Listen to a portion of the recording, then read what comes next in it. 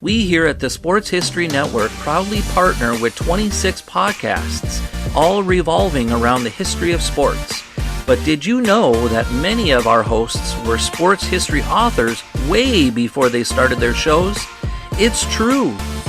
We've got Joe Ziemba, host of When Football Was Football, Joe Zagurski, host of Pro Football in the 1970s, Mark Morthier, host of Yesterday's Sports, Tommy Phillips, host of Lombardi Memories, and Scott Adamson, co-host of From the 55-Yard Line.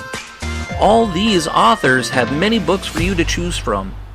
To check them out, go to our website at sportshistorynetwork.com/sportshistorybooks. Pick up your copy today. Soundtrack provided by Kevin MacLeod of filmmusic.io. This podcast is part of the Sports History Network, your headquarters for the yesteryear of your favorite sport. You can learn more at sportshistorynetwork.com. Hello, old sports. Dan here. If you listened to the last episode, you know that Andrew and I ran quite long on this topic of the 96 Yankees, which is not unusual for us, especially when we're talking about something that we care about so deeply, one of our favorite teams of all time. So we hope you enjoyed part one, and we hope you will enjoy part two as Andrew and I delve into the playoffs and the postseason run of the 1996 New York Yankees. Enjoy.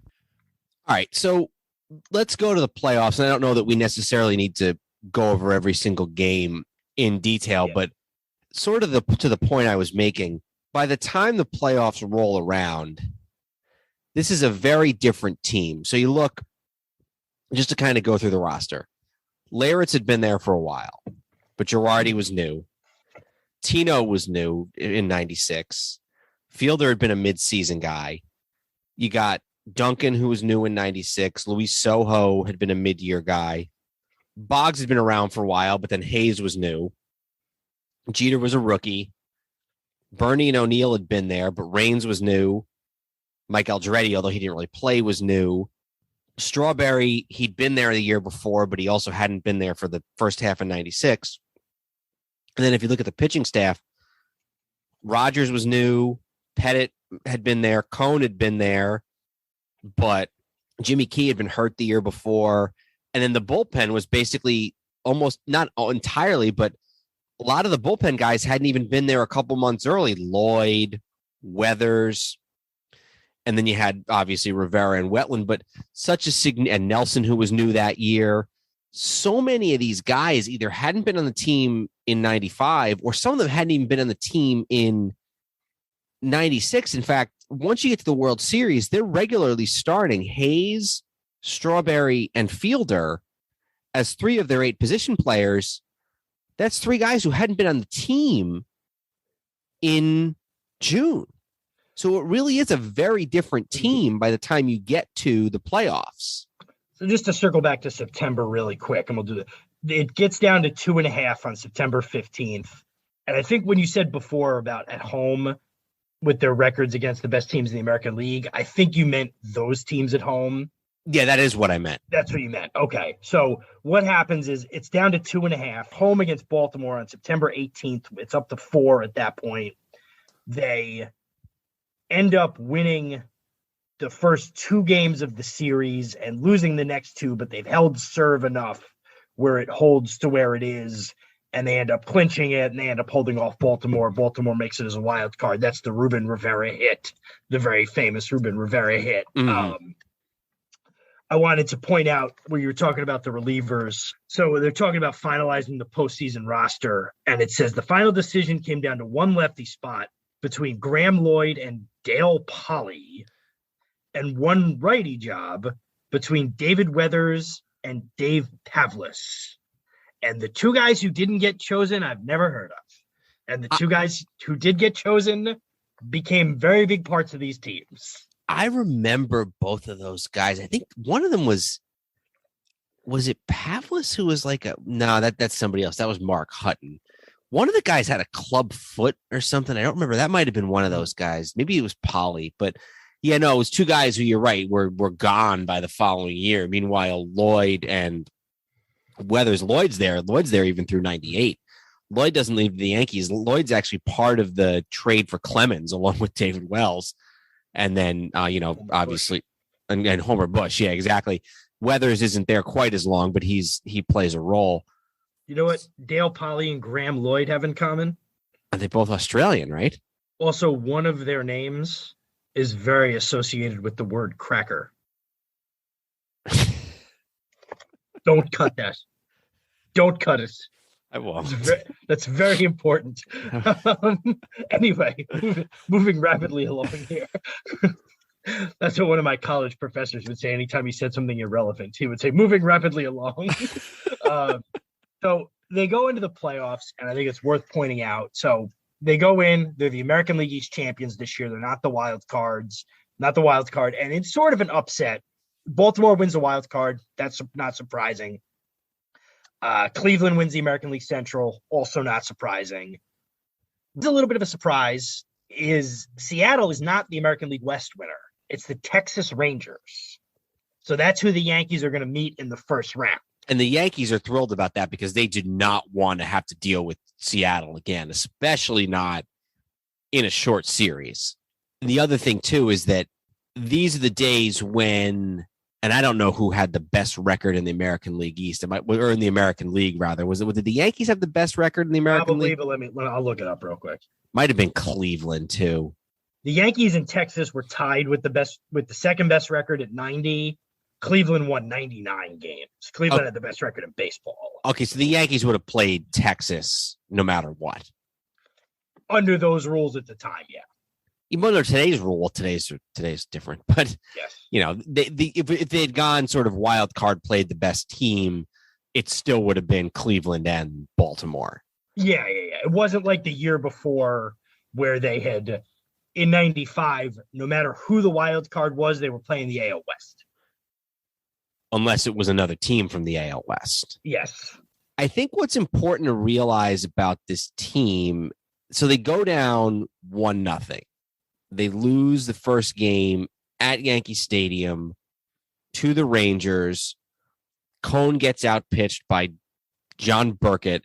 And this is a team full of heavy hitters on the Rangers. This is an offensive team. In addition to Juan Gonzalez, you got Mickey Tettleton, Will Clark, Rusty Greer, Pudge. This is a team full of hitters. And Cone pitches game 1. He doesn't pitch great. He gives up 6 earned runs in 6 innings. Juan Gonzalez hits a home run off a Cone in the 4th inning. And then Dean Palmer also hits a home run off a Cone. The Yankees are never really in it. They don't start fielder. They put Tino Martinez at first base and Strawberry at DH. Both guys, or actually, no, Tino has a good game, but Strawberry goes hitless. And this is not the Yankee team that you would come to know. This is a team that had choked the year before in the playoffs. And now all of a sudden, here they are. They're at home, but they're down 1-0. And there seems to be this idea that maybe they're headed for another first round exit, but then they go into what's the first of several epic games that they play during the 96 postseason, and they win this crazy game 2 at Yankee Stadium. I remember, and this is a weird thing I remember, where they had lost game 1.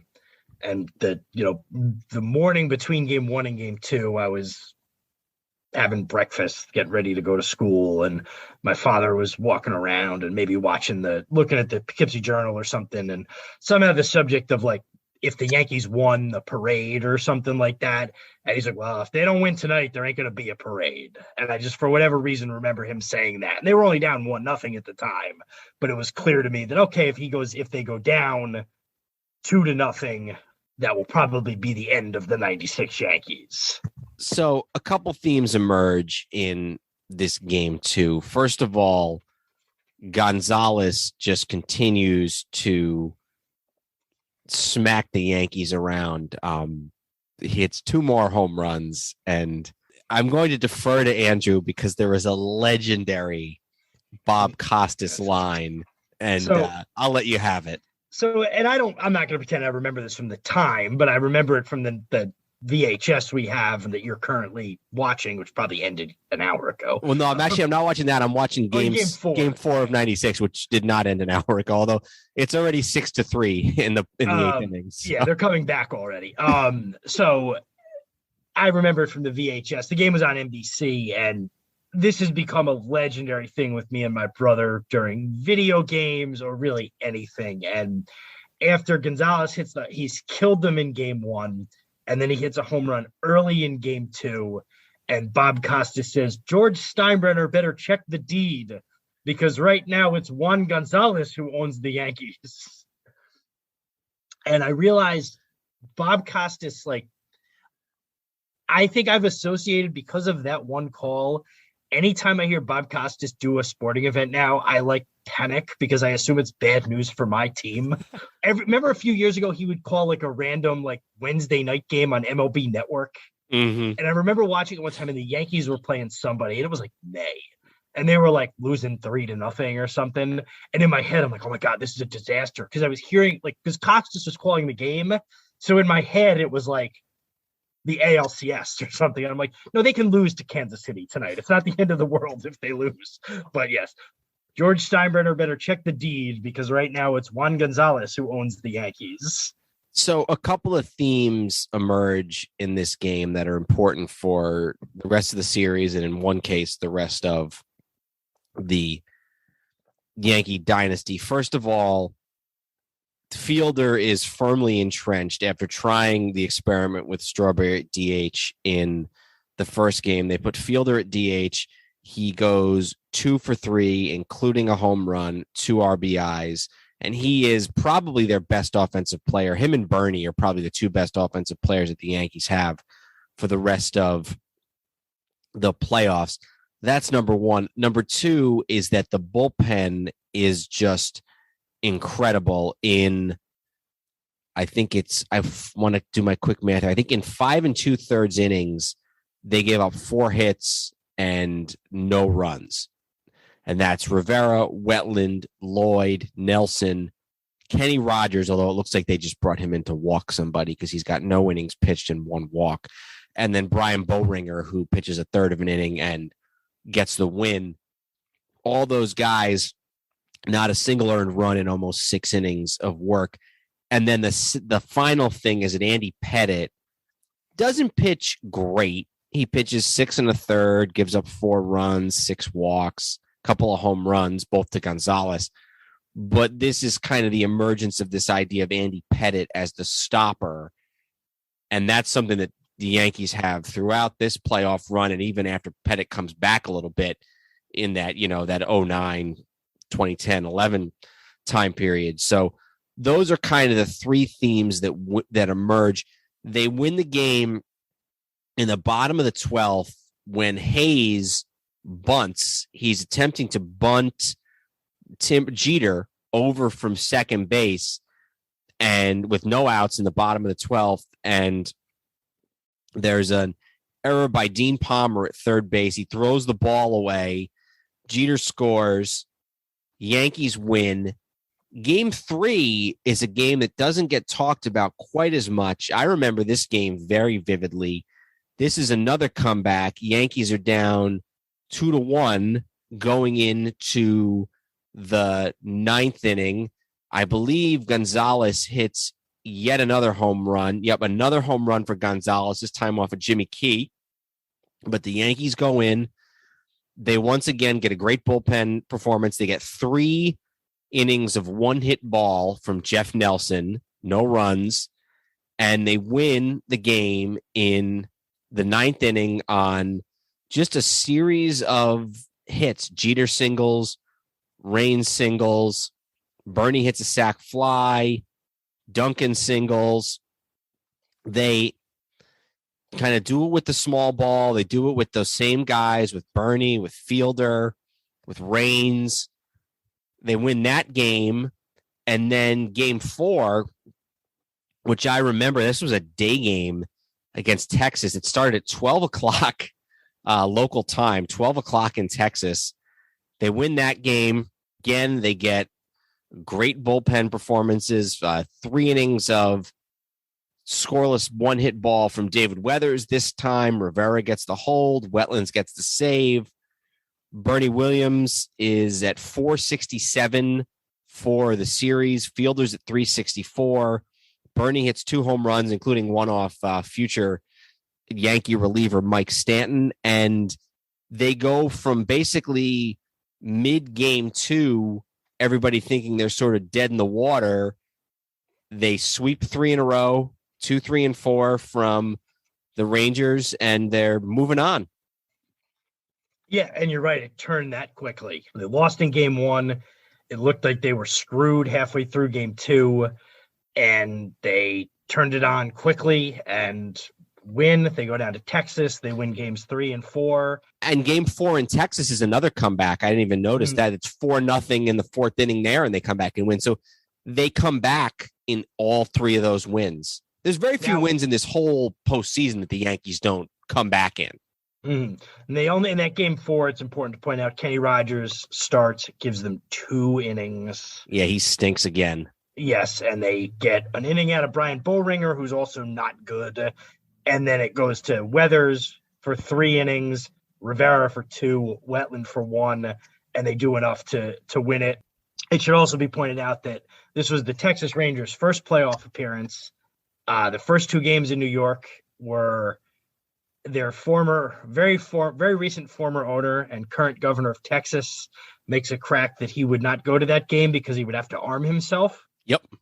And he, 5 years later, would be at Yankee Stadium for the World Series in the wake of 9/11. He himself, to the best of my knowledge, was not armed that night, but he was 500 people around him were. Including somebody dressed as an umpire. And that was the 43rd president of the United States, George W. Bush, who had just become the owner of the Texas Rangers, or excuse me, just become the governor of Texas and had previously been the owner of the Texas Rangers. And if you would have, I don't know, again, did he actually, I guess he probably didn't go to the games as governor. As owner, he probably would have, but. I think he said he went to the games in Texas, yeah. But who would have thought 5 years later he'd get one of the loudest ovations in the history of that stadium? Yeah. So the Baltimore series really kind of gets overshadowed, and we delved into this very deeply with Andrew's friend Mike just about a year ago. That's the Jeffrey Maier game. We should just mention real quick that on the other side, Baltimore, as the wild card, dispatches of the defending American League champion Indians in a, what was it? Was it a 7 game? Oh, was it a clean sweep? No, 4 game. Okay, 3 out of 5. So Baltimore beats Cleveland they beat them 3-1. They win game 1 behind David Wells. They win game 2 in a late rally in the bottom of the 8th. Armando Benitez gets the win. Game 3, they lose back in Cleveland. And then in game 4, they win. These are all late games. They win in game 4, 4-3 in 12 innings to knock off the defending American League champions. So we get a American League East American League Championship Series. And again, the Yankees owned the Orioles that year. They beat them 10 times out of 13, including every game in Camden Yards that year. And they head in to the American League Championship Series. And as strange as it sounds, in a lot of ways, the Orioles were the big market team here. I want to touch on that because I have the payrolls for every team in 1996. And the Yankees are number 1, but they're not number 1 by that much. And some of these teams, I'll just give you the top 10. Baltimore and Cleveland are both way up there. Yeah, so here, the 1996 Major League payrolls. The Yankees are first with $52 million. The Orioles are second at $48. The Braves are third at $47. The Indians, $45. The White Sox, $41. The Reds at $40. The Red Sox at $39. The Mariners at $39. The Rangers are at $35. So, and the Rockies are up there. Meanwhile, you got teams who these days you would consider somewhat big market teams, like the Mets are towards the bottom. The Angels are towards the bottom. The Astros are towards the bottom. Where are the Dodgers? All right, 96. The Dodgers they were the team. Yeah, they're 1, 2, 3, 4, 5, 6, 7, 8, 9, 10, 11. They're 12. Okay, so they're like a third of the way. This was the waning days of the O'Malley before they sold to Rupert Murdoch. So they were, a mid-market team, even despite being in Los Angeles. So the Orioles, my first couple of years, I thought the Orioles were the Yankees' traditional rivals. It wasn't until a few years later when I learned all about the Yankees Red Sox thing. At the time, I was like, the Orioles are the Yankees' rivals. Yeah, and they were for that time in the 90s. And you just look, Alomar Hall of Fame, Eddie Murray, who's older at this point, but Hall of Fame, Ripken, obviously Hall of Fame, Rafael Palmeiro, who, people would consider a borderline Hall of Famer if it weren't for the steroids, Brady Anderson, who hit 50 home runs that year, Bonilla, who was a big deal. This was a big time team, especially as far as the offense and the lineup is concerned. Yankees beat them in 5. The Jeffrey Maier game is obviously the one that gets the most attention when in the bottom of the 8th, Jeter hits a home run that is, widely believed should have been fan interference, but the Yankees, it's allowed to stand. It's many years before replay. Yankees then go on to win in the bottom of the 11th when Bernie Williams hits a home run to deep left field. Did this ball hit the foul pole or it just came really close to the foul pole? I don't know if you remember, but I think it came close, but I could be wrong. It's funny. In my mind's eye, I see it hitting the foul pole because this is another one. I remember that home run very vividly. So then they lose game 2 and then they kind of come back. There's not a lot of drama in the rest of this series.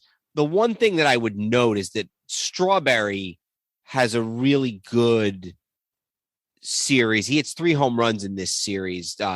It's also, I think, worth noting that Doc Gooden does not play a role in this postseason whatsoever. His arm has gone dead and he struggles through September. And I don't think he wins a game after sometime in August. So he's on the bench, but he's not on the postseason roster. Yankees win.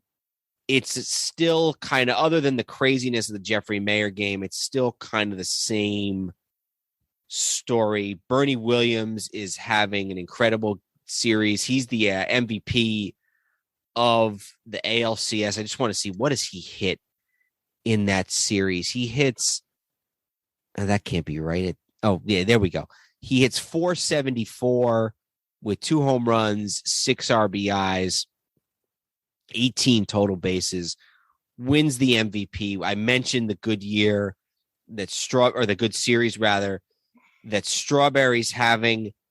The one guy who's really come to struggle by this point is Mariano Duncan, he doesn't even play in the clinching game. They've got Luis Sojo in. Duncan, who I remember, was just always a very streaky player. Swung at everything. He hit like 340 on the year. He had a crazy batting average year, but he was just so streaky and ends up wearing out his welcome the following year. He's in a lot of ways one of the emotional leaders of this 96 team. He's the guy who has we play today, we win today, that's it. And they get t-shirts made up with all that stuff, but a very streaky player. I think the other thing that's worth noting is that by this point, the Yankees basically are using almost their whole roster, their whole position player roster. The only guys who really aren't getting any starts are Andy Fox, who's a rookie, and he's like the backup second baseman, but then his big use to the team is as a pinch runner, and Mike Aldretti, who's kind of that last guy at the end of the bench. But they're playing Boggs and Hayes both. They're playing Sojo once in a while. They're playing Leyritz and Girardi both. They're playing Tino and Cecil both in the outfield. They're alternating between Bernie, O'Neill, Strawberry, and Raines. So that, they got 12 or 13 guys who are, have a chance at being in the starting lineup. And this is when you're into the ALCS and the World Series. This is a really big deal for a team to be this deep. And it's about to become a bigger deal when they play some games in a National League park. I want to go. This story is from the regular season, but it holds, it's relevant now. It's from back when they were getting ready to play Baltimore in a game in September, and they're sitting there for a rain delay. And it said, Torrey had been pleasantly surprised before the game when Darryl Strawberry entered his office and told him not to worry about his feelings, that it was in the team's best interest to start Tim Raines in left field. Torrey appreciated the gesture as another sign that Strawberry really had changed from selfish young man to elder statesman. So, just kind of an example of some of these veterans buying in. And just to put a button on the games in Camden Yards, in game 3, Baltimore goes up 2-0. It's 2-1 going into the 8th. And in the 8th inning, Jeter hits a ball to tie the game at 2. Then Tino hits a ball, opposite field double to left. As the ball comes in, Todd Zeile catches the ball, fakes the throw to second. And this I remember distinctly. The ball bounces away from him and just starts to roll away. And Bernie, who's at third, takes a risky move here and breaks and ends up getting in before Ripken can get the ball to the plate. They end up scoring 4 runs in the inning. They win the game. They win in game 4, kind of going away, but it was 5-4 in the 8th inning, and they scored 3 runs late. And then in game 5, they're up 6-0. It gets to 6-4. And my kind of lasting memory of this game, it was a Sunday. I remember watching this in my bedroom, and I remember Ripken making the last out and busting it out of the box and trying to slide face first into first base to beat it out. One Hall of Fame shortstop in Ripken hit it to another Hall of Fame shortstop in Jeter. Yep. And that was it. So, we talked, and I would direct anybody to our episode on the 1990s Orioles. You can also listen to our episode on the 1890s Orioles. It just won't be relevant to our discussion here. If I was an Orioles fan, yes, the Jeffrey Maier thing would make me not thrilled to talk about to this day. The Yankees won the series in 5 games. They went down to Camden Yards and beat the Orioles 3 straight games. They did not lose in Camden Yards all year. You're not going to convince me that the 1996 Orioles were a better team than the 1996 Yankees. No, but that game sort of had a long legacy as sort of part of the Oriole-Yankee rivalry mystique, whatever you want to call it. There was this really weird story I think it was the following year, where there was the Orioles were 98. Playing. No, I think it was 98. Was it 90? No, it was 97. Got killed. I knew where you were going. I was going to do it myself. I was going to do it myself, and I was like, he's going to get pissed. It was 90. It was 97, though. Was it 97? Yeah, it was the following season. Yeah, you're right. Because if it was 98, Kellerman wouldn't have been there. That's right. Yeah. Well, spring of 98, it would have been. But yeah, you're right. I was going to do the same thing. There was almost something I was going to do. What was I going to do before when you said something? I think it was a homicide reference. Yeah, but I knew exactly where you were going.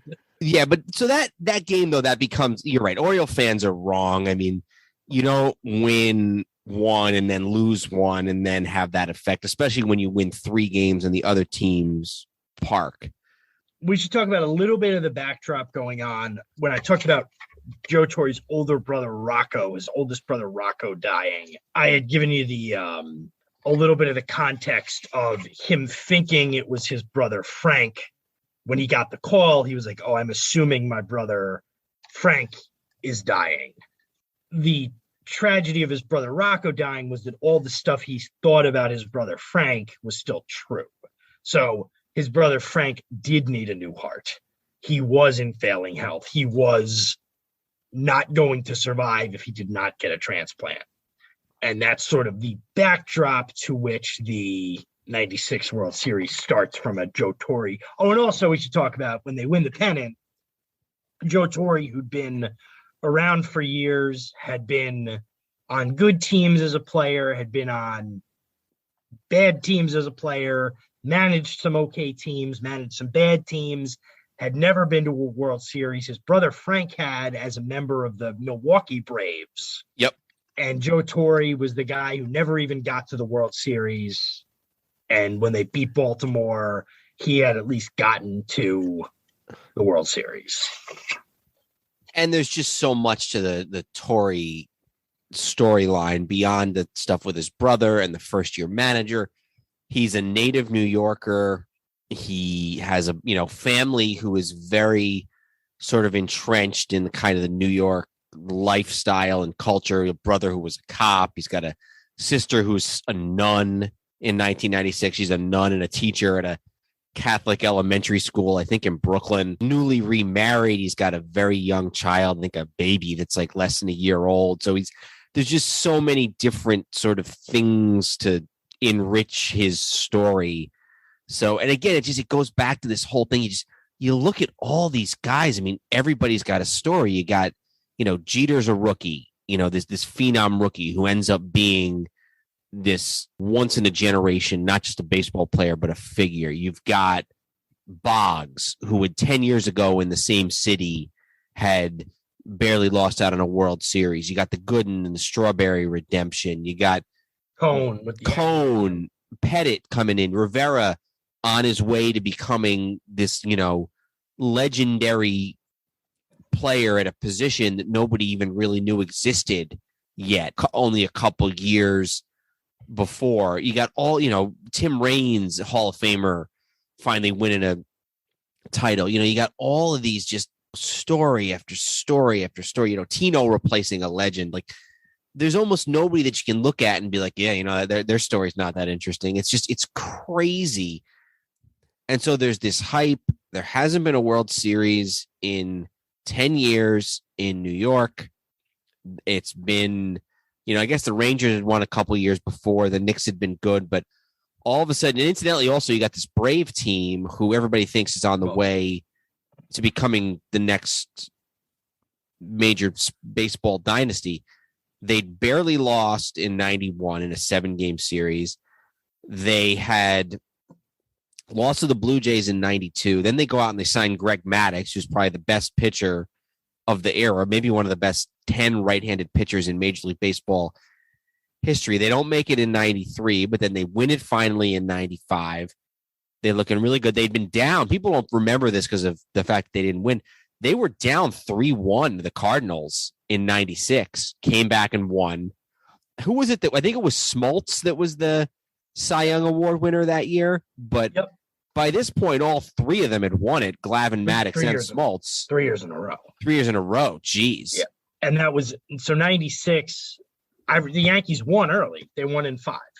So we're waiting. I think by the time the Yankees had won, the Cardinals were up 3-1. Yeah.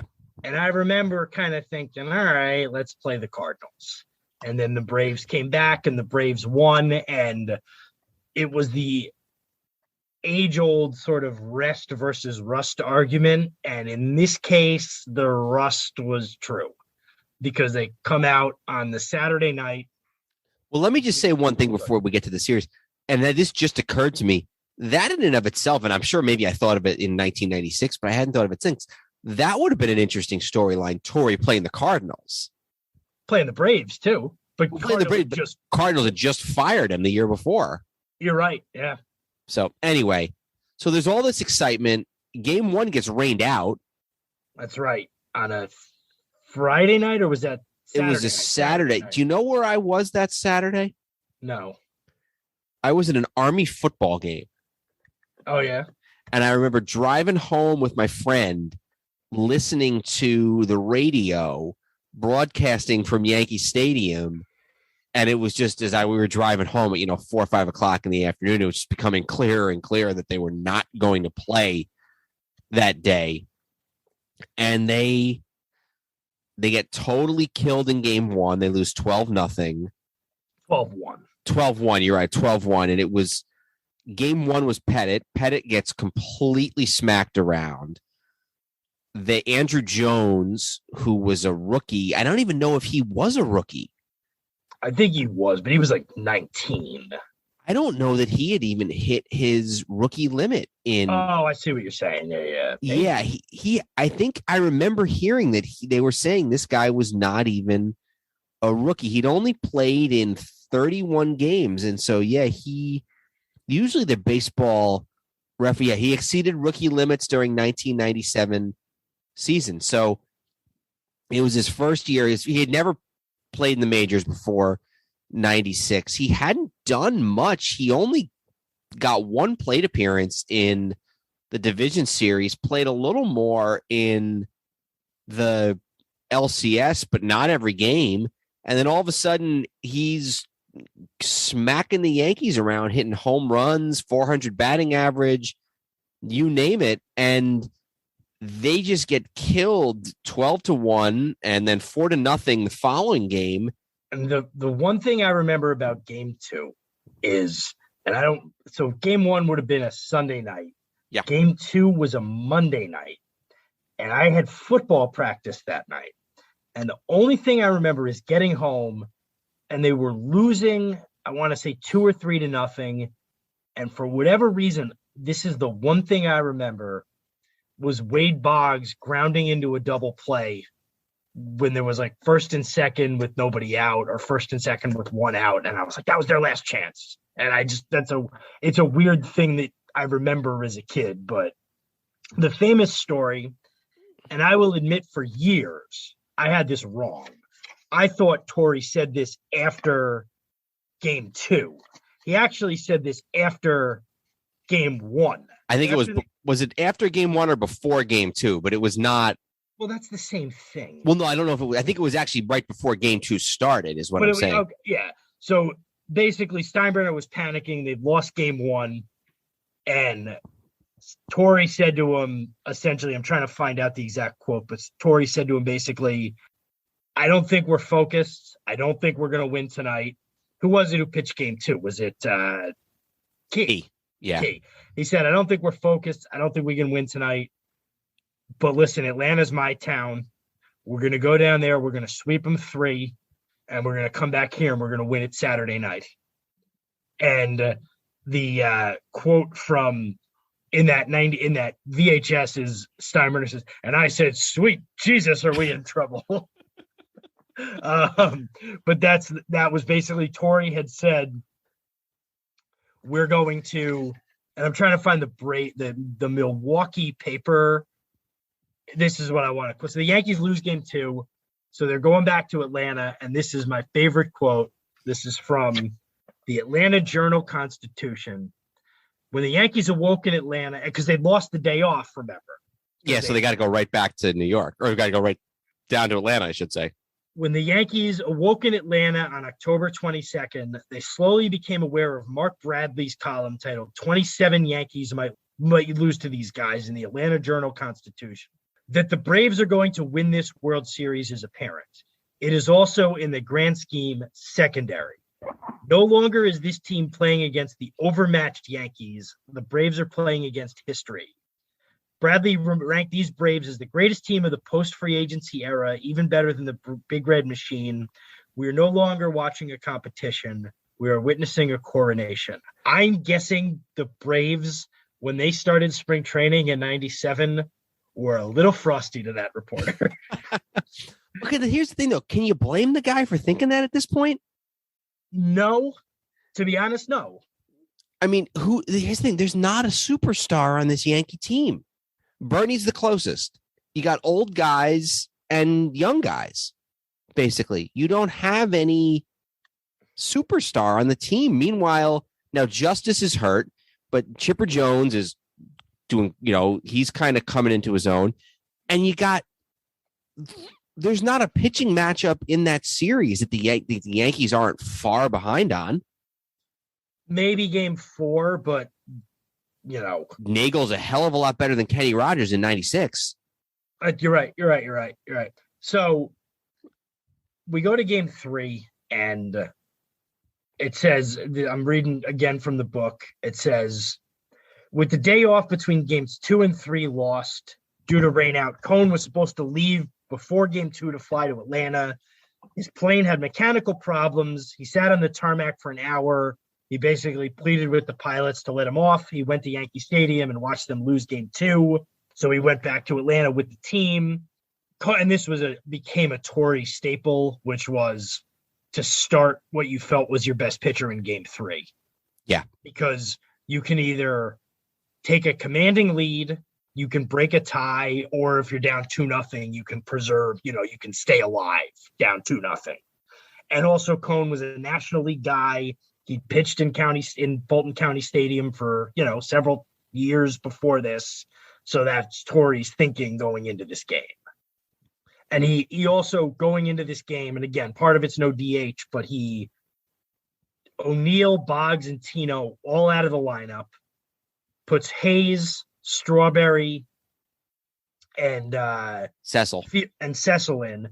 But then you also got to think about, that means he's got O'Neill, Boggs, and Martinez on his bench. Yep.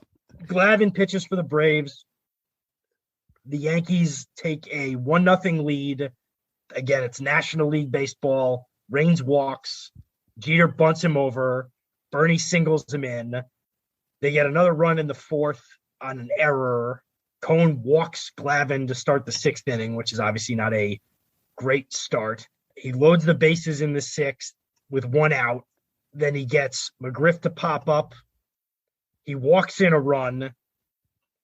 And then he gets Javi Lopez to pop out to get to 2-1. It gets out of the inning. And then in the 8th inning, they blow it open a little. Not blow it open, but Jeter singles.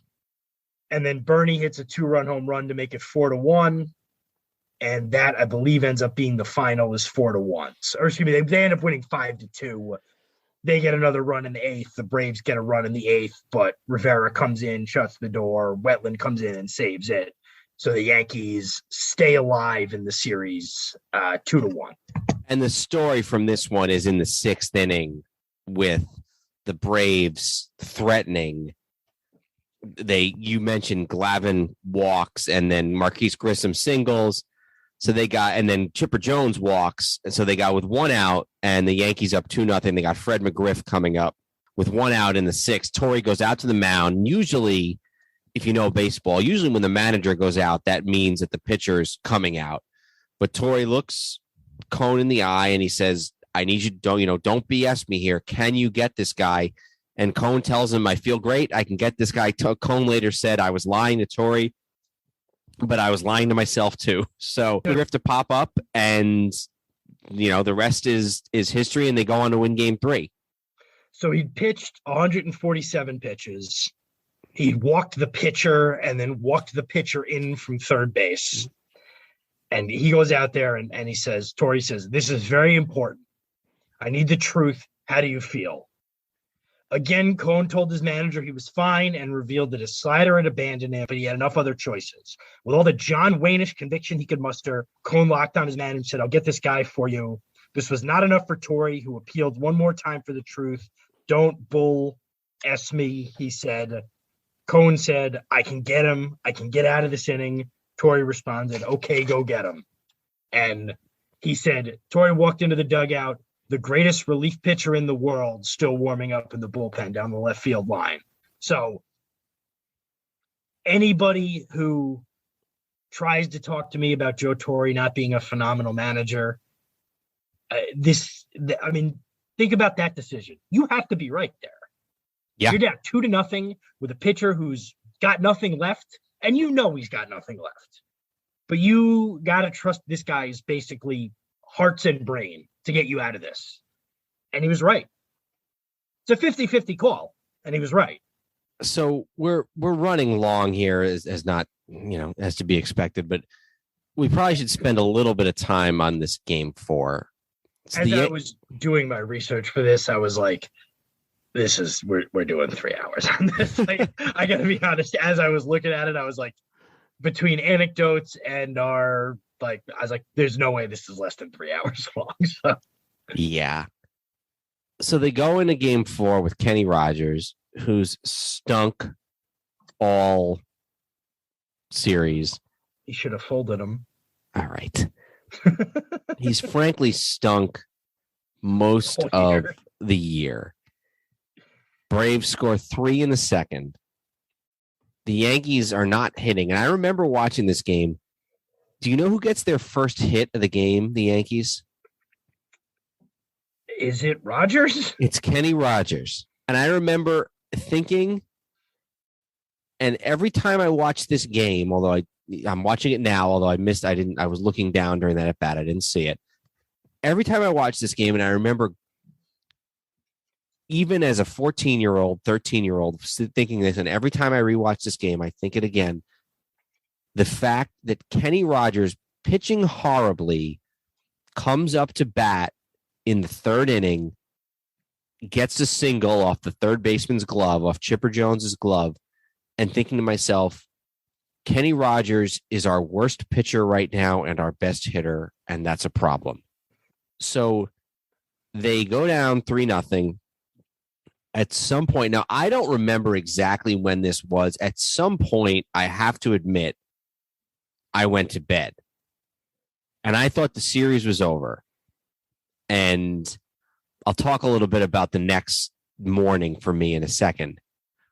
But eventually, the Yankees go down 5-0, then 6-0. Rogers gets pulled. They bring in David Weathers, who also struggles in the fifth. And then they go into the sixth, and they start to gradually claw back. So in the sixth, and at this point, the Yankees, I believe, win probability is in the single digits. 1%. Yeah. So they're down. 4%. 4%. They're down 6-0. Weathers came in to start the fifth. Let's up 1 run. So okay, it's 6-0. Jeter singles. Bernie walks. Cecil singles. Scores 2 runs. And that's the end of the. They don't get. They excuse me. All right, I am. Darn it. No, then Hayes knocks Cecil in. Yep. Yeah. The window reset on me, but yeah. So then again, right off the bat, there you got the two of the big late season acquisitions being the guys who drive the rally. So they get it to 6-3 that inning. So that's the end of the fifth. They don't get any more in the fifth. Nelson comes in. Nelson goes 1-2-3 in the sixth. Yankees don't do anything in the top of the seventh. Nelson again gets them. He lets, I think, one guy on, but he walks a guy, but gets through the seventh clean. The Yankees in the bottom of the seventh, the Yankees don't do anything in the eighth, in the seventh. And we go to the top of the eighth, and Hayes singles, and right now Mark Wohlers is in the game. Hayes singles. Strawberry comes up and singles. Mariano Duncan comes up and grounds out. So it's first and second, 1 out, 6-3, and up comes Jim Leyritz, the backup catcher ostensibly. He's pretty much would start whenever Pettit would start. He was Pettit's personal catcher. And he's only in the game here because earlier on, Torrey had pinch hit Paul O'Neill it was either O'Neill or Tino. Let me look that up real quick. He had pinch hit. And as you're looking this up, he had pinch hit O'Neill for Girardi. So they had to put Leyritz in. It should be pointed out that Paul O'Neill is barely able to walk. He's got a thigh injury or a calf injury, and he can barely move out there. He's limping like a guy who just got, like, when you see a football player get a helmet to the leg and get kind of like a cramp Charlie horse deep bruise kind of thing. He's got that kind of thing where every step, like, it's causing him physical pain. So, and I want to talk more about O'Neill when we get to game 5. That's why I wanted to set the stage there. So Leyritz comes up. Leyritz, is a very sort of eccentric guy and certainly had some problems in the future after this. Would have that sort of bat wiggle. And he and Torrey, not friends. He and Torrey do not see eye to eye. Yeah, Leyritz feels like he belongs more on those early 90s teams, to be honest. With Spike Owen and Mike Gallego and Deion James. Yeah. And this is also, we should point out, this is, I believe, the first World Series that Fox is doing. It is. And this is, people have, and this is for another episode, like, people have been critical of Joe Buck for a long time. And I think most of it's unfair. Maybe parts of it are fair. But to me, I grew up with Joe Buck as the baseball announcer for these Yankees World Series, and this is where he says, what does he say? Back to the track at the wall, we are tied. So before that, real quick, Wohlers is pitching and he throws a slider. Mhm. And McCarver says, I don't understand why Wohlers is throwing a slider here. This is Mark Wohlers, the Braves closer. Tim McCarver says, I don't understand why he's throwing a slider here. If you're going to get beat with your best pitch in the fastball. Don't get beat with your third best pitch. Wohlers throws another slider. You're right. Buck says, back at the track, at the wall, we are tied. And I think McCarver says something like, oh, they're dancing in the streets in New York right now. Mhm. And that tied it up. And there's this, just this famous image of Leyritz going around, clapping his hands around in the bases. Yankees tie it up. They bring Rivera in. Rivera pitches great. In fact, as I'm sitting here where I'm watching this game, I'm in the top of the eighth, or the bottom of the eighth, I should say here, watching Rivera mow down the Braves. He lets up a leadoff single and then gets the next three guys out.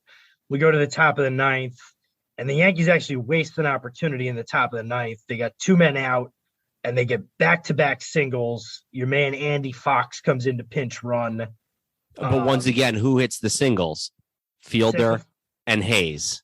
Then Darryl actually comes in, Darryl comes up, and he singles also, but it's an infield single.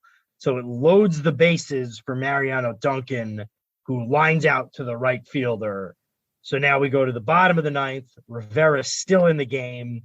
Rivera works around a single and a walk. So he gets the first out. Then Lemke singles, Jones walks. So it's first and second, one out. Rivera comes out.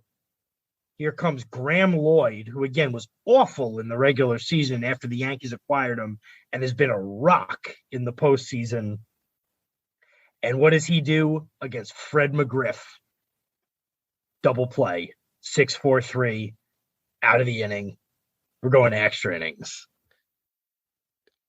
And Graham Lloyd, by this point, I want to see his postseason here, because he is pitching he's almost perfect in the postseason.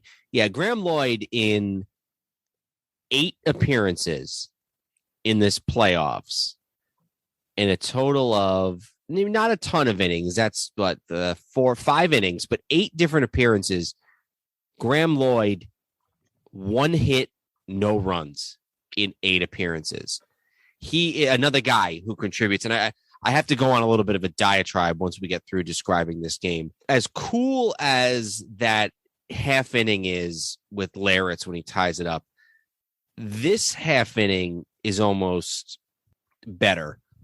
Wohlers is out. You know who comes in for the Braves? Steve Avery, which is a whole other big, really interesting story. He had been considered sort of along with those other guys, Glavine, Maddox, Smoltz, but he'd been hurt. He'd been kind of in and out of the rotation. And so he's relegated at this point, especially with the emergence of Denny Nagel in 95 and 96. Avery's more of a back of the rotation, spot reliever type of guy. This is in the Sherman book. It said Steve Avery entered to pitch the 10th. There was a time in the early 90s when it was easy to believe Avery would be the best Brave starter of them all. He won 18 games as a 21-year-old in 91 and again won 18 in 93. He began to lose his fastball young, and 1996 was an injury-plagued season that motivated the Braves to obtain Nagel, reducing Avery to a mop-up man. It was his first appearance in a close game this postseason. So Leyritz leads off, he grounds out. Graham Lloyd comes up. Imagine if Graham Lloyd hit a home run. Yeah.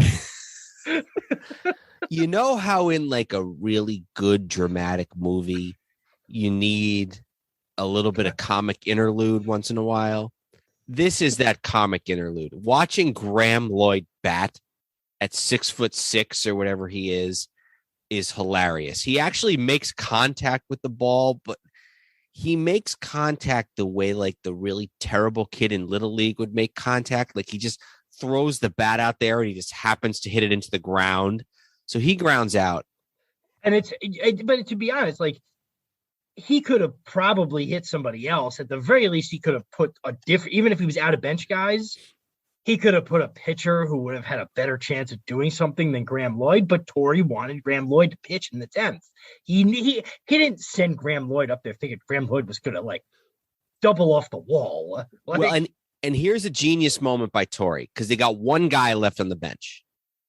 They got Boggs. Mm-hmm. He could have put Boggs up there, but he waited.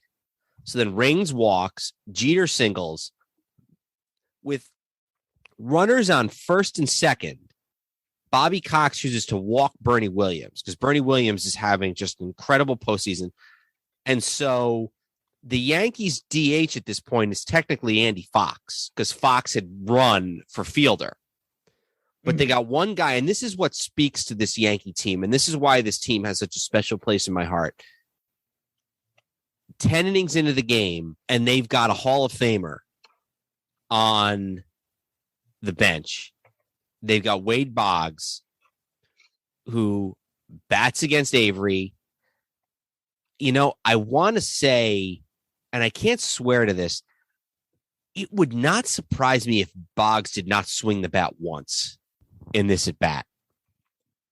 But, you know, he's a Hall of Famer. His bat slowed down. He's, you know, as he himself. It looks like, I think it was a full count based on what I can see here. But that doesn't mean he swung the bat.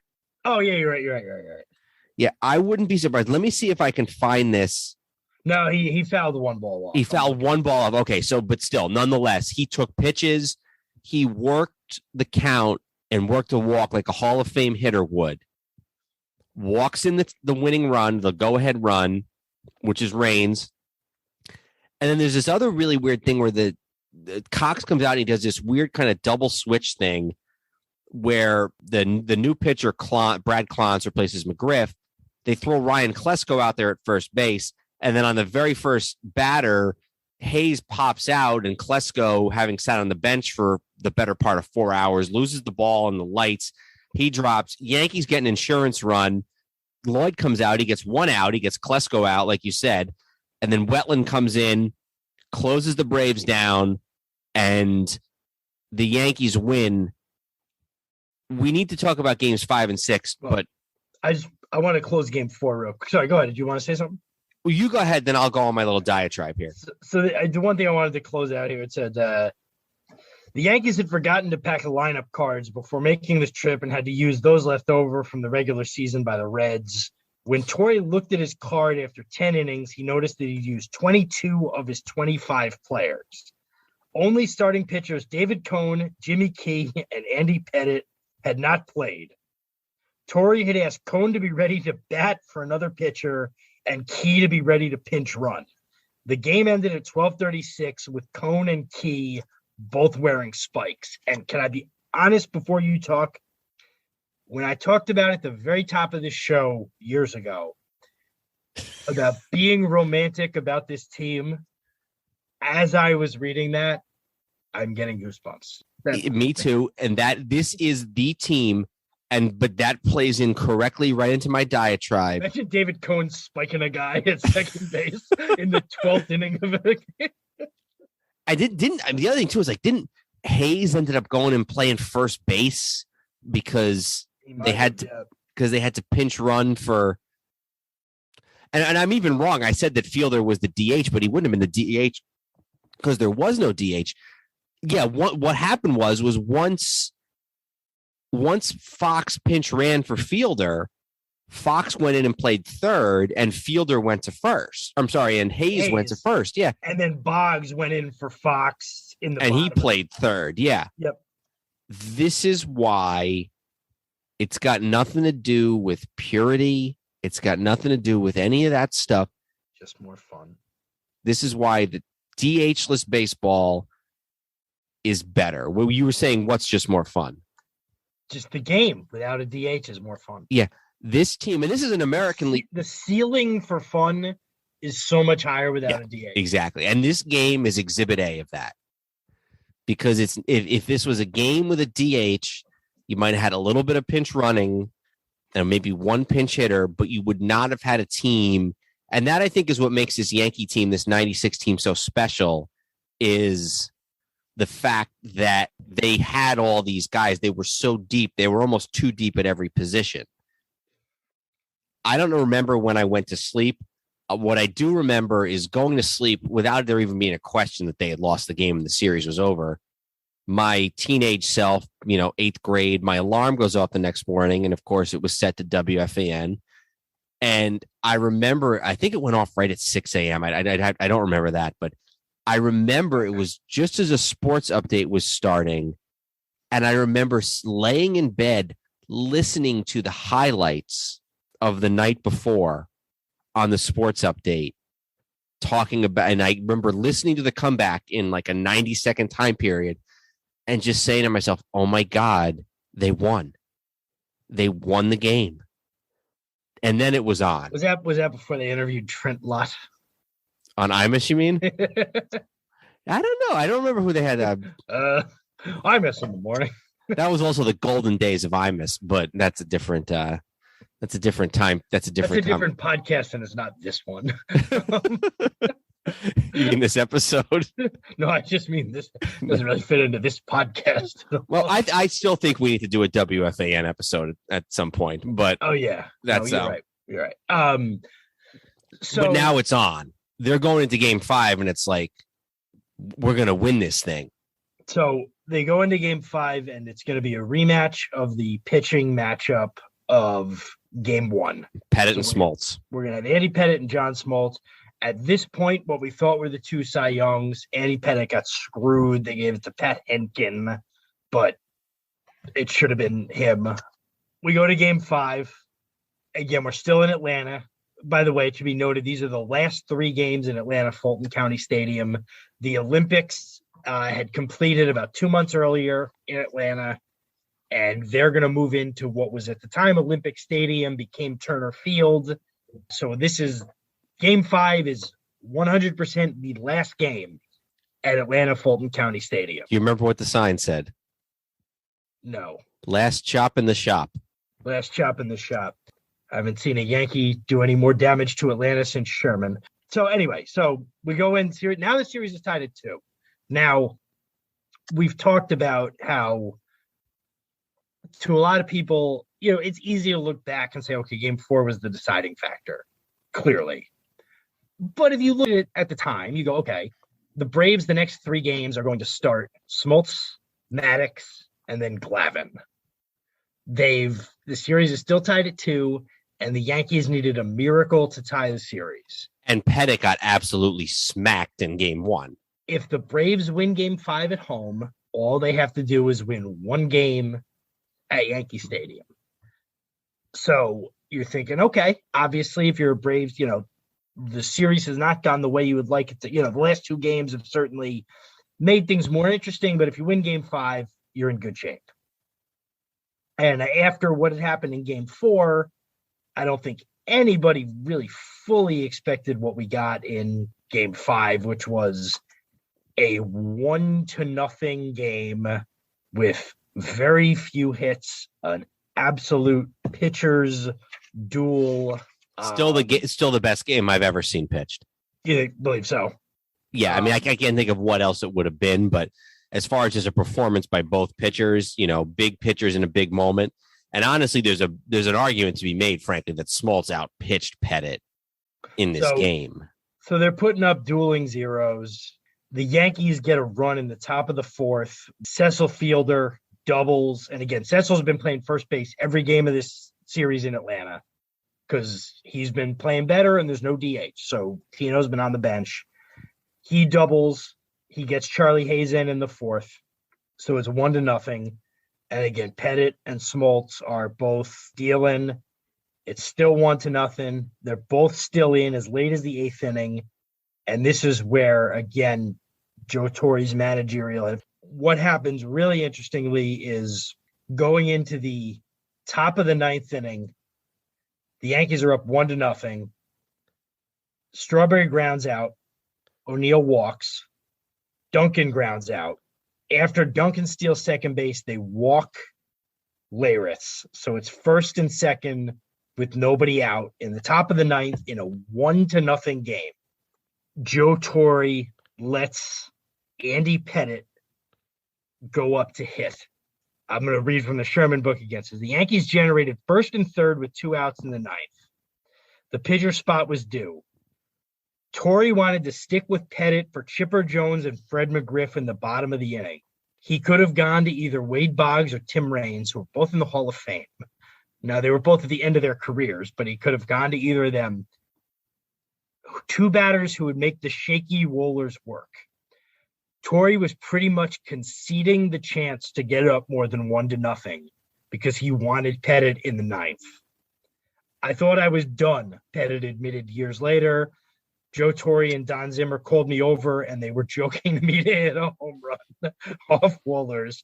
He flied out, so he made contact, which was crazy enough. So Pettitte comes in for the bottom of the ninth.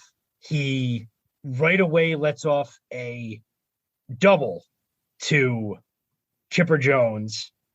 So he obviously makes him, Torre's immediately open to second guessing there because Chipper Jones doubles. He gets McGriff to ground out, but now Jones is at third. So the tying run is at third base with 1 out. Here comes John Wetland. Wetland gets a ground out, keeps Jones at third base. He intentionally walks Ryan Klesko. Here comes Luis Polonia. And do you want to take this over? Luis Polonia, who had been on the Yankees for much of the 90s. I think he had just been traded, I think, early in the 95 season, if I'm remembering correctly. So this was kind of another one of those Showalter guys, along with the Bernies and the O'Neills and that type of thing. And he flies out to Paul O'Neill in right field, and O'Neill does this thing where he kind of catches the ball on the run with his right-handed glove, his glove on his right hand over his head, and then he gets to the wall and he starts just pounding the wall with his open hand because he's so excited. I think the interesting thing about this was that Torre didn't even plan to play O'Neill. He had wanted to go with the Raines, Hayes, Strawberry triumvirate Raines, Hayes, Strawberry that he'd been the Fielder, Hayes, Raines, Strawberry, all 4 of them. And he had gone to O'Neill and say, you're not going to play tonight again for the 3rd night in a row. And O'Neill kind of accepted it, but Torre just got a feeling about the way O'Neill reacted, and he changed his mind. He swaps out O'Neill for Strawberry. So O'Neill wasn't really even supposed to be out there. And it's another one of these iconic moments with O'Neill pounding the wall, and they go back to New York. This game was on a Thursday. They go back. They finally this game was on Thursday. They finally get a day off in the series after 5 games in a row. They go back to New York for a Saturday.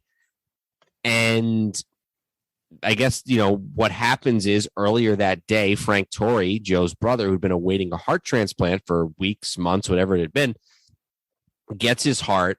And this is where it's kind of like you can't make this up about this team. It's all just so perfect. So they go into this game 6. It's Jimmy Key against Greg Maddux. Interestingly enough, 1993, both guys are free agents. The Yankees make a very strong play for Greg Maddux. Maddux had been on the Cubs. He'd won the Cy Young in 92. Yankees make a play for Maddux. Maddux probably never really had any intention of going to New York, so he signs with the Braves. Yankees kind of take Jimmy Key as a consolation prize, and they end up facing off against each other. Against the righty Maddux, the Yankees are able to get some of these other guys back into the lineup. Boggs swaps back in for Hayes. With the DH, Tino's able to play first. And so they throw, this sort of, the same lineup that they'd have in the first 2 games where they got their butts kicked. And the Yankees, they jump on him early. Key starts off strong. I still remember watching that game and the fans really getting behind Jimmy Key with 2 strikes out in the first, 2 strikes on the and 2 outs in the first inning. The fans are going nuts. The Yankees only score in 1 inning. They score in the bottom of the 3rd when O'Neill doubles, and then Joe Girardi, of all people, who's a guy whose name we haven't really talked about here. He's kind of the forgotten man. Leyritz is the catcher who's getting all the big moments. Girardi's just kind of there, and there's been all these heroes, whether it's Strawberry, whether it's Fielder, whether it's Jeter or Hayes or Raines or Boggs getting the walk. Girardi'd kind of been the forgotten man in this whole postseason, but he hits a triple, scores O'Neill. Yankees get 2 more runs. Chugging for 3. Girardi is chugging for 3, as Joe Buck said. A very young Joe Buck, by the way. You don't even realize. I think he was like 31 years of age at this point. Yankees get a couple more runs, and then it's basically a bullpen game after that. Key goes, what does Key go? I think Key goes 5 1/3. Key goes 5 1/3, and then they bring in Weathers, and he pitches well. And then in the 7th, they return to that formula that's worked so well for them all year, which is 2 innings of Rivera and then an inning of Wetland. Let's talk. So Key comes out after 5 1/3. They give Weathers. It's almost like a perfect finale because you get the starter goes, then Weathers gets 1 out, walks the guy. Here comes Lloyd. He gets an out. Oh, that's right. They bring in Lloyd, too, for a batter. Then you go to the formula. So you go to Rivera for the 7th and the 8th. And like always, Rivera does what he does, which is basically, I don't even know if he let up a base runner. Let's see here. So bottom of the 7th, top of the 7th, rather. Excuse me. Rivera comes in. He walks the first guy. He walks Pendleton. Then he gets Blauser, Grissom, and Lemke in order. Then in the bottom of the 8th, or excuse me, the top of the 8th, he gets Jones, McGriff, and Lopez in order. So we're in the 9th. Yankees actually seems like they might, they get a guy to second base. The inning ends. Maddox actually pitched the whole game. He got a complete game loss. So we go into the 9th. It's 3-1. When did the Braves get that first? They get their first run. They got their run early. I think it was right after the Yankees scored theirs. It was in like the top of the 4th. That's right. Yeah, Pendleton ground. All right. Yeah. All right, McGriff. They walked in a run in the 3rd. So we go into the 9th. It's 3-1. Rivera has retired 6 straight guys after a leadoff walk, but we're going to Wetland now. And Wetland comes up in the top of the 9th. He strikes out Andrew Jones. He lets up back-to-back singles to Klesko and Pendleton. So it's 1st and 3rd with 1 out now. Luis Polonia comes up. Wetland gets Luis Polonia out, strikes him out swinging. Rafael Belliard, they bring in to pinch run for Pendleton as the tying run. Marquise Grissom singles. So suddenly it's 3-2. And I believe at one point, it's Belliard's at second. At one point, Wetland throws a wild pitch. So now the tying run is at 3rd base. And Mark Lemke's up. And I will never forget this. The pitch before, Lemke pops up to 3rd base. And Charlie Hayes goes over towards the dugout. And this is the era before the guardrails in front of the dugout. So it's an open front step. And Hayes is getting close. And he starts to fall. And, this is 1996, so the cameras aren't everywhere. They're certainly better than they had been at any point up to then. But the cameras don't show it, and Hayes falls into the dugout. And for a half a second, it's a question of, is he going to come out with the ball and the World Series is over? Mm-hmm. He comes out, they show the replay, and the booth, I believe, is Joe Buck, and is Joe Morgan there? No, Morgan was NBC. It was Joe Buck, Tim McCarver, and Bob Brenly. Brenly, okay. But then there was also pregame guys who were cutting in. Oh, yeah, Steve Lyons and Dave Winfield. Winfield's the one I'm thinking of. Because Steve Lyons was the one who's still going into Game 6, was saying the Braves were going to win the World Series, which if by game 6 you thought the Braves were still going to win the World Series, I don't know what you were watching. So they're showing it, and I think it might have even been Winfield cutting in, saying like, theoretically the Braves are supposed to clear that top step, and theoretically they could have called dugout interference, but like to end the You're not going to end the World Series on dugout interference. So literally the next pitch, Lemke pops it up again, and that's if you hear the Joe Buck quote. He says, "In the air again, Hayes waits. The Yankees are champions of baseball." And Hayes covers it, runs to the mound. They all start to celebrate. I think John Wetland was concerned because he had dropped to his knees and then got pushed back. He thought he might break his ankle. They all celebrate. The famous clip of Paul O'Neill runs in and kind of like tumbles over the pile. Stumbles off the pile, yep. And the crowd celebrate. They cut right to Joe Torre in the dugout crying with his staff, Don Zimmer and all the rest of the guys. Stottlemyre. The crowd, I remember they cut to a sign in the crowd in New York that said, "You all go home now, you hear." They started with the mounted police riding around the stadium. Wade Boggs hopped up and took a ride around the stadium on the back of a horse with a mounted policeman. And the Yankees had won their first world championship in 18 years. Wetland MVP. Saved all 4 games. Saved all 4 wins. Made them all an adventure. But the other thing about Wetland was he had this superstition where he would only wear one hat all year.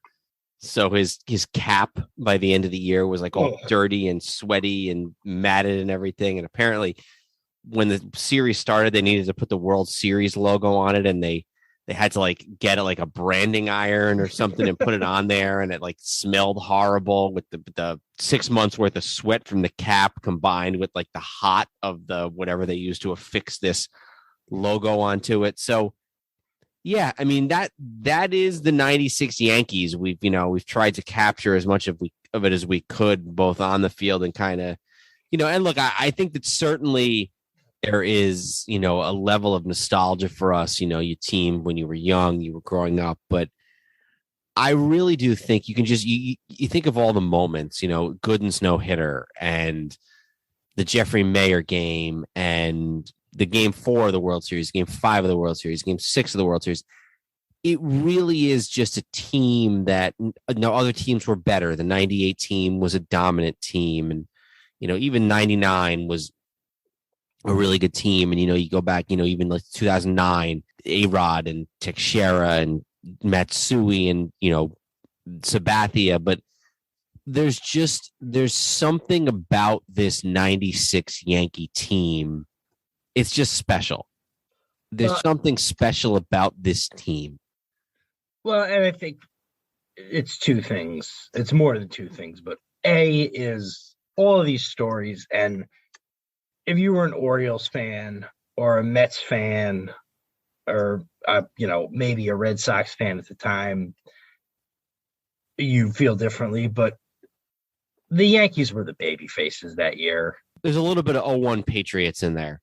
In wrestling terminology, the babyface is the good guy. And no matter how much of a bad guy you've been at some point, you can become the good guy. And in 1996, and again, a lot of people will deny this now, but in 1996, that team... Nobody hated this team. Again, if you were an Orioles fan, I see where you feel differently. If you were a Mets fan, okay. But in general, with Joe Torre and guys like Jeter, who was a rookie, and Strawberry and Gooden and David Cohn, and there was very little to hate about this team. And they were playing the big bad Braves in the World Series, which sounds weird, but they at the time were playing the big bad Braves. This team was not, it was impossible to hate this team, to be honest. At the time, again, you can look back and if you have, what happened after that and whatever, but so there's that. And then there's also, you may be a little different than me. Like, I was not old enough to remember the 90 Giants. I don't know that you were old enough to remember them in any meaningful way. Yeah, and I wasn't really a football fan yet. So, yeah. So this is the first team of yours you remember winning a championship. Yeah, absolutely.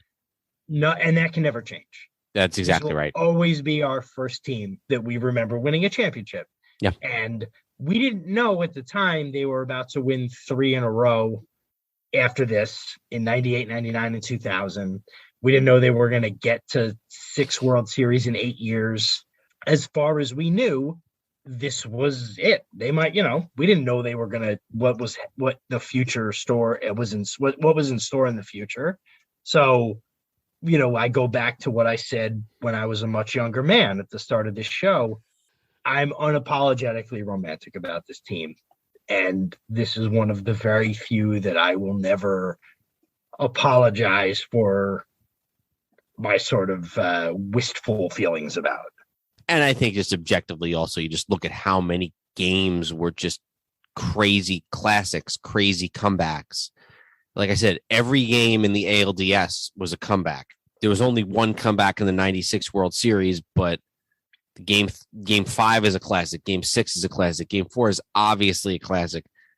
The Orioles series, it's mostly the Jeffrey Maier game, but that's, how many games turn on something like that? There's so many stories. There's so many guys. I mean, who would have thought that after all the twists and turns that Gooden and Strawberry would end up winning a championship together 10 years later on the Yankees? And that's sort of, to put the button on it, was very famously in 86, Gooden did not make the parade. Yep. Mm-hmm. So even in 96, even though he had not pitched in the postseason, he's at the parade. Just to sort of circle back to what we had talked about in the beginning, there was never any talk after this about the Yankees going anywhere else. Yeah, that's a good point. There was talk about upgrades to Yankee Stadium. There was talk about a new stadium, which we eventually got. This put the Yankees right back on their pedestal, which eventually led to people hating them again, of course. Yeah.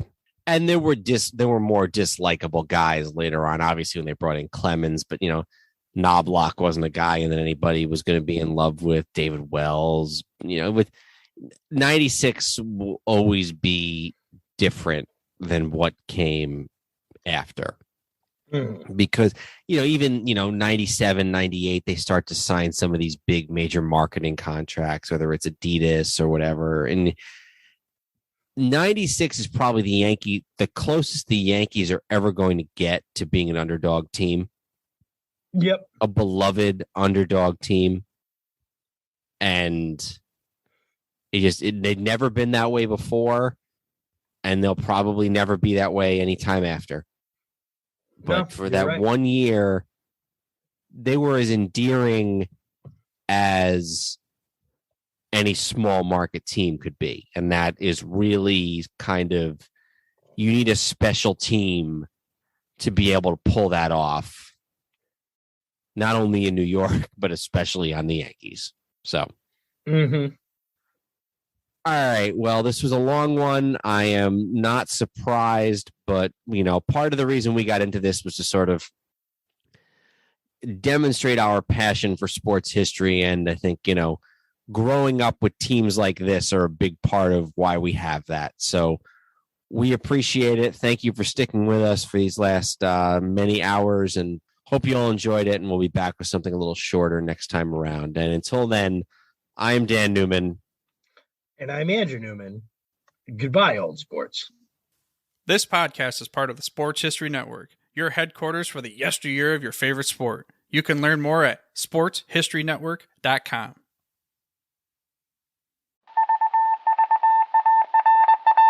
It was just another ordinary day in the offices of the Pittsburgh Guardian newspaper circa 1924. But for Marla Delft, assistant editor, everything was about to change. For she was about to discover the awesome attractiveness of Row 1 brand retro sports paraphernalia items thanks to Orville Mulligan, sports writer. And there it is. Wow, Orville, that's really the bee's knees. Isn't it just? A poster-sized replica of the actual 1909 World Series program cover. I can see that. But where did you get it? And where'd you get it framed? I ordered it from the Row 1 website, where over 6,000 items of sports memorabilia from the 1880s to the 1990s are available for reproduction in multiple sizes and in several different materials, with over a dozen styles of frame to choose from for prints like this. Well, I'm sure Mr. Delft would love to put up more of these in the office. But I'm equally as sure they're beyond this newspaper's budget. Not at all, my dear Marla. See for yourself. Go to sportshistorynetwork.com/row1. sportshistorynetwork.com/row1. Oh my, these are good prices. Oh, and look at this stuff. Oklahoma-Nebraska football, college basketball art, Michael Jordan items. And so it retro was that sports Marla Delft advertisement discovered the placards. splendiferous magic of Row 1 sports memorabilia, arts, and prints. You can too by visiting sportshistorynetwork.com/row1. That's ROW1 today for access to the full Row 1 catalog of gallery prints and gifts like t-shirts, long-sleeve shirts, telephone cases, coffee mugs, blankets, pillows, towels, and even shower curtains. Act today for 15% discount off all prints with coupon code SHN15 and 20% off all other items with coupon code SHN20 at checkout. And keep your dial locked to the Sports History Network for the exciting chronicles of the 1920 sports world in Orville Mulligan, Sports Writer. Coming soon.